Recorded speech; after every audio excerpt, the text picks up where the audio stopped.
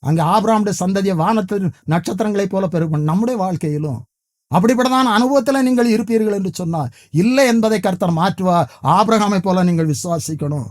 இரண்டாவதாக, அந்த ஸ்திரீ கடன்னால என்னிடத்துல ஒன்றே இல்லை, ஒரு குடம் எண்ணெய் மட்டும்தான் இருக்கிறது, என் பிள்ளைகளை அடிமையாக்கி கொள்ள வந்திருக்கிறான் என்று சொன்னான். ஆனா அவள் பிரச்சனையில தேவனிடத்துல, தேவனுடைய மனுஷனிடத்துல போனா, நாமும் பிரச்சனை உள்ள நேரத்துல உலக மனுஷனை தேடி அல்ல, உலக காரியங்களை அல்ல, நான் இயேசுவிடத்தில் அவருடைய சமூகத்துல நான் கடந்து வருவோம் என்று சொன்னா நிச்சயமா இல்லை என்பதை மாற்றுவா. பேதுரு அவருடைய வார்த்தைக்கு கீழ்ப்படிந்தா, ராமலோதும் பிரயாசப்பட்டும் ஒன்றே இல்லை என்று சொன்னாலும் ஆயிலும் உம்முடைய வார்த்தையின்படி நம்முடைய வாழ்க்கையில இல்லை என்கிற அனுபவம் மாற வேண்டும் என்று சொன்னால் அவருடைய வார்த்தையை கீழ்ப்படிய வேண்டும். கானா ஊரிலும் அப்படித்தான். அவர் உங்களுக்கு என்ன சொல்லுவாரோ, திராட்சரசம் இல்லை, தண்ணீரை திராட்சசமாய் மாற்றி 4 காரியங்களை நான் உங்களுக்கு சொன்னேன் தேவ பிள்ளைகளே. இல்லை என்பதே நீ நம்முடைய வாழ்க்கையில இல்லாதபடி கர்த்தர் கிரியை செய்வா. அப்படிப்பட்டதான கிரியைகளை செய்ய வேண்டும் என்று சொன்னா நம்மை ஒப்பு கொடுப்போம், அவருடைய வார்த்தையை கீழ்ப்படிவோம், கர்த்தர் பெரிய காரியங்களை செய்வா. ஜெபிப்போம். ஒன்றும் இல்லாதிருந்து எல்லாவற்றையும் உருவாக்குகிற எங்கள் பரிசுத்த பரலோகத்தின் பிதாவே, ஆசீர்வாதமான இந்த இரவு வேளைக்காக உமக்கு ஸ்தோத்திரம் அப்பா. இந்த வேளையிலும் இந்த வார்த்தையை கேட்ட ஒவ்வொருவருக்காக நம்முடைய சமூகத்தில் கெஞ்சி ஜெபிக்கிறேன் அப்பா. நம்முடைய பிள்ளைகளுடைய வாழ்க்கையில் எந்த சூழ்நிலையில், எந்த நிலைமையில் இல்லை என்கிற அனுபவம் இருக்கிறதோ அதை இந்த நாளிலே நீர் மாற்ற முடியாது ஜெபிக்கிறேன். ஆபிரகாமுடைய வாழ்க்கையில் பிள்ளை இல்லை என்கிற அனுபவத்தை மாற்றி வானத்து நட்சத்திரங்களைப் போல சந்ததியை பெருக பண்ணினீரப்பா. அப்படி அந்த ஸ்திரீ என்னிடத்தில் வேறு ஒன்றுமில்லை, கடனால என் பிள்ளை அடிமையாக்கி கொள்ள வந்திருக்கிறான் என்று சொன்னாலப்பா. ஒரு குடம் எண்ணெய் மூலம் கடனை தீர்த்து அற்புதம் செய்தவரே, அப்படியே இந்த நாளில் இல்லை என்கிற அனுபவத்தில் கடனோடு கஷ்டப்பட்டு கொண்டிருக்கிற உடைய பிள்ளைகளுடைய வாழ்க்கையில் நீர் கிரியை செய்ய முடியாது ஜெபிக்கிறேனப்பா. ராமலோதும் பிரயாசப்பட்டும் ஒன்று இல்லை என்று சொன்ன அந்த பேதருடைய வலையை நீர் அதிக மீன்களால் நிரப்ப செய்தீர், அதிசயத்தை செய்தீரப்பா. அப்படியே அநேக கடந்த நாட்களில் அதிகமாய் பிரயாசப்பட்டும் ஒன்று இல்லாத சூழலில் வேதனைப்பட்டு கொண்டு இருக்கிறார்கள். கர்த்தாவே, அவர்களுக்காக நான் ஜெபிக்கிறேன். அவருடைய வாழ்க்கையில நீர் கிரியை செய்யும் அப்பா, கிரியை செய்யும் அப்பா. இல்லை என்கிற அனுபவத்தை மாற்றி நீர் ஆசீர்வாதத்தை கட்டளையிட முடியாது ஜெபிக்கிறோம். காணா ஒரு கல்யாண வீட்டிலே திராட்சரசம் இல்லை என்ற பொழுது அவர் உங்களுக்கு என்ன சொல்லுவாரோ அதன்படி செய்யுங்கள் என்று சொல்லி, கர்த்தாவே இயேசுடைய வார்த்தைக்கு கீழ்ப்படிந்த போது வேலைக்காரர்கள் அப்படியே கற்சாடிகளில் தண்ணீரை நிரப்பிய பொழுது அற்புதம் நடந்தது. அப்படியே உங்களுடைய வார்த்தையை கீழ்ப்படிந்து உங்களுடைய அற்புதங்களை, அதிசயங்களை பெற்றுக்கொள்ள ஒவ்வொருவருக்கும் ஆவியான ஒரு உதவி செய்ய முடியாது ஜெபிக்கிறோம். இந்த வார்த்தை கேட்ட ஒவ்வொருடைய வாழ்க்கையிலும் இல்லை என்கிற அனுபவத்தை மாற்றுங்கப்பா. இல்லை என்பதை இல்லை என்று சொல்லி நீர் ஒவ்வொருடைய வாழ்க்கையிலும் அற்புதங்களை செய்ய முடியாது. அப்படி செய்ய போறதற்காக நன்றி அப்பா, நன்றி. ஒவ்வொருவரையும் ஒவ்வொரு குடும்பத்தையும் ஆசீர்வதியும். மீட்பர் இயேசு கிறிஸ்துவின் ஜெபிக்கிறோம் நல்ல பிதாவே, ஆமென்.